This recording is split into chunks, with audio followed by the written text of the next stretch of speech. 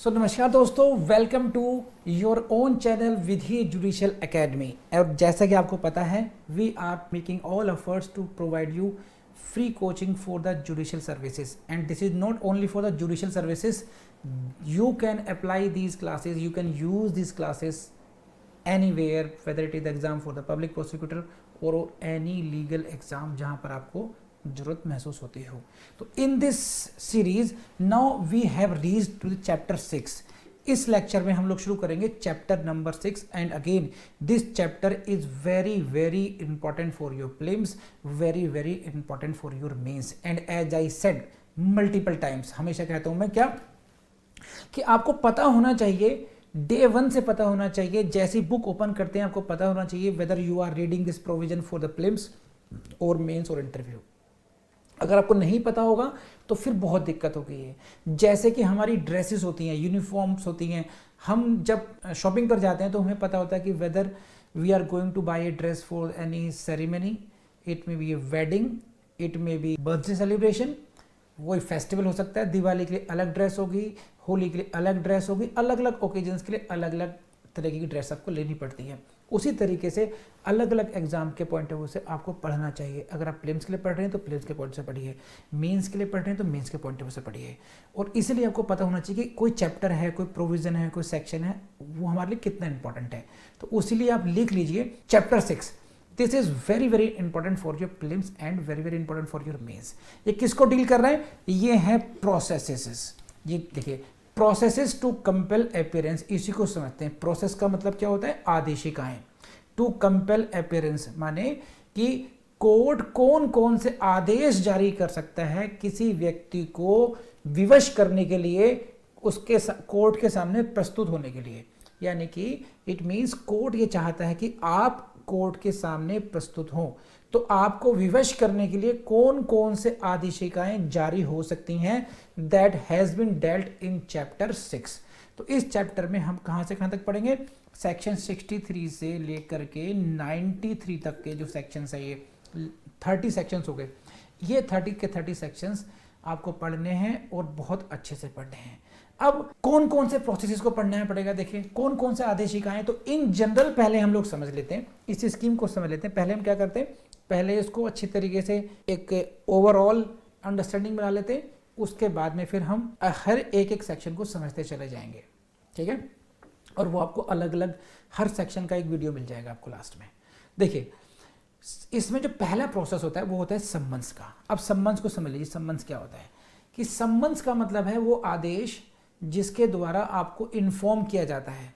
Just you will be inform that you are suppose to appear before the court on such date, such time and such place. आपको court के सामने प्रस्तुत होना है, उस तिथि को होना है, उस समय होना है, उस स्थान पर होना है, और क्यों होना है, ये सब आपको नोटिफाई कर दिया जाएगा. अब ये आपकी मर्जी है कि आप प्रस्तुत होते हैं या नहीं होते हैं. यहाँ पर कोई कंपल्शन नहीं है, आपको पास कोई व्यवस्था नहीं है इसमें. Just but legally you are suppose you are bound to appear. Court ने ये नहीं कहा अभी कि आप नहीं होगे तो हम ऐसा करेंगे, राइट. लेकिन कोर्ट ये चाहती है कि आप अपीयर हो और आपको होना ही चाहिए.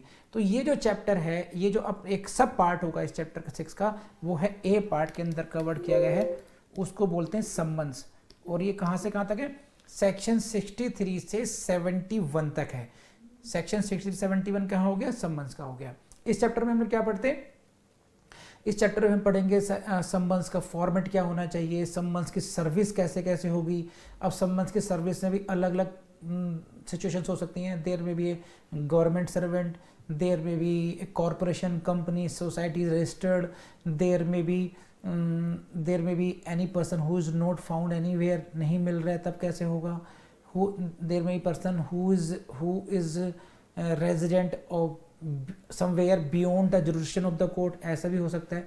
तो डिफरेंट सिचुएशंस में सम्मन्स की सर्विस कैसे होगी ये डील किया जाएगा इस चैप्टर में, अलॉन्ग विद द फॉर्मेट के सम्मन्स का फॉर्मेट क्या होना चाहिए. अब मान लीजिए कोई सम्मन्स की सर्विस हो गई और कोई व्यक्ति नहीं आ रहा है, then what is the option left with the court. अगर कोई व्यक्ति सम्मन्स की रिस्पेक्ट नहीं कर रहा है तब फिर कोर्ट के पास क्या कोर्ट चुप बैठ जाए? क्या कोर्ट के पास कुछ नहीं होगा? कोई साधन नहीं है. Court can issue A next order that is called warrant of arrest. तो बी पार्ट में हम लोग पढ़ेंगे वारंट ऑफ अरेस्ट। उसमें भी वैसे ही होगा, वारंट का फॉर्मेट कैसे होगा, how can it be affected, कब कैसे इसको इफेक्ट किया जा सकता है, कैसे इसको निष्पादित किया जा सकता है, और सारे रूल्स हम पढ़ते हैं वारंट ऑफ अरेस्ट में सेक्शन 72 से 83 में। इसके बाद में एक नेक्स्ट लेवल आता है, मान लीजिए कोई वारंट ऑफ अरेस्ट में भी नहीं पकड़ा जा रहा, वो गिरफ्तार ही नहीं हो रहा है, he is evading his arrest, then what is the option left for the court, then the next level, this is the compulsive. देखिए सम्मन्स में कोई कंपल्शन नहीं था, वारंट ऑफ अरेस्ट में now the court is sending an officer along with the warrant to arrest you and to bring you before the court. Court ने कहा कि इस व्यक्ति को गिरफ्तार करो और हमारे सामने प्रस्तुत करो, लेकिन आप बहुत चंट हैं, आप बहुत समझदार हैं, आप अभी भी अरेस्ट नहीं हो रहे हैं, भाग रहे हैं आप, तो फिर कोर्ट क्या करेगी, कोर्ट इस बात की उद्घोषणा कर देगी, प्रोक्लेमेशन करेगी, पब्लिकेशन करा देगी इस बात का, और कि भाई आपसे ये अपेक्षा है कि आप कोर्ट में आकर के प्रस्तुत होइए।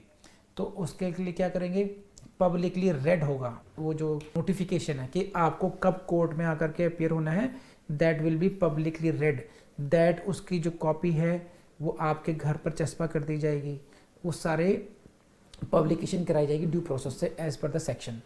तो उसमें क्या है कि भाई आपको ऐसी जानकारी हो जाए, और फिर भी आप नहीं आते हैं, then we will come to the attachment. ये है फोर्थ प्रोसेस। अटैचमेंट का होता है संपत्ति को कुर्क करना। तो संपत्ति को कुर्क कैसे किया जाएगा, कब कब ऑब्जेक्शंस आ सकते हैं, कैसे ऑब्जेक्शंस नहीं आएंगे, उससे रिलेटेड हम पढ़ेंगे। तो basically there are 4 processes, summons, warrant of arrest, proclamation and attachment. तो we will study in this chapter all these processes, और ये सभी इंपॉर्टेंट है आपके लिए, इन चारों प्रोसेस इंपॉर्टेंट है। तो ये तो मैंने आपको ओवरऑल समझा दिया कि हमने इस चैप्टर में एग्जैक्टली हम पढ़ने क्या जा रहे हैं। इंपॉर्टेंस मैंने बता दी, प्रीलिम्स के लिए भी इंपॉर्टेंट है, मेंस के लिए भी इंपॉर्टेंट है।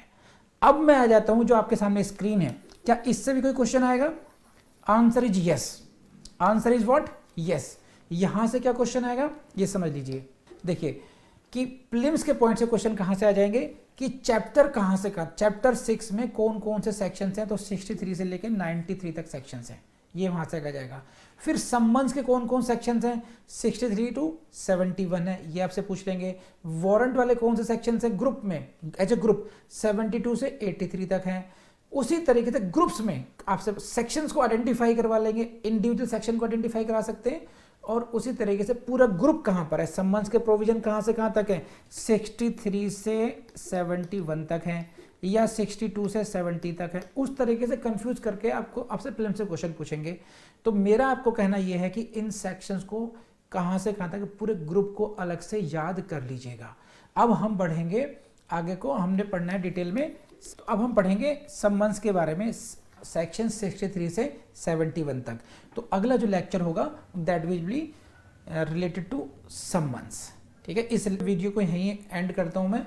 तो इस वीडियो में आप लोग ने पूरा कॉन्सेप्ट समझ लिया, इस चैप्टर को कैसे रीड करना है, समझना है, ये समझ लिया, और अच्छे तरीके से इसकी अंडरस्टैंडिंग को मन में बिठाइए and be ready for the next. और कमेंट जरूर करेंगे, आपको कहीं कुछ प्रॉब्लम आ रही हो तो आप कमेंट में जरूर लिखिएगा, और इन वीडियोज़ को लाइक, कमेंट और शेयर करना नहीं भूलेंगे आप। और अगर आपने ये चैनल अभी तक सब्सक्राइब नहीं किया है तो प्लीज़ सब्सक्राइब जरूर कर लीजिएगा, इससे नोटिफिकेशन आपके साथ आते रहेंगे।